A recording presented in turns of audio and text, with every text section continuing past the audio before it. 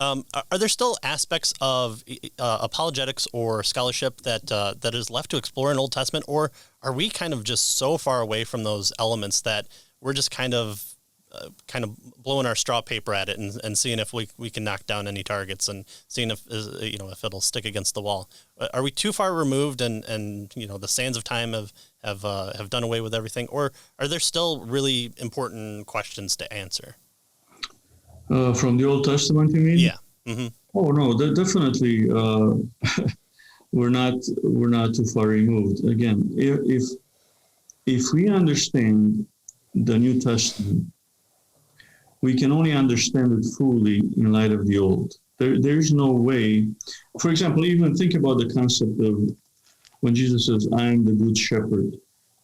The shepherd gives his life for the sheep. We cannot understand that fully apart from understanding that in the Old Testament times, a leader was called a shepherd.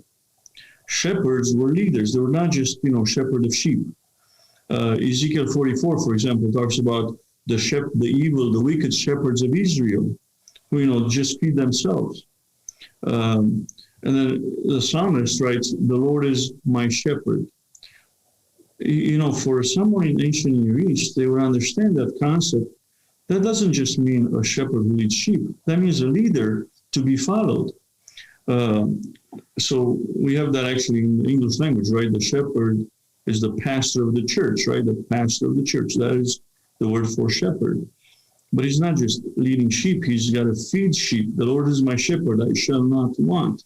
I mean, all these concepts, the New Testament concepts, are born in the Old Testament. Even the coming of the Holy Spirit. We just celebrated Pentecost Sunday. Well, let me rephrase that.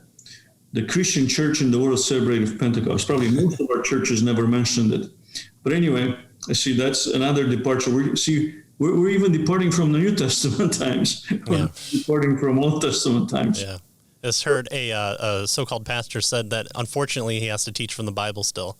I mean, what other book do you want? Yeah. Well, the Pentecost, for example, was prophesied by Joel.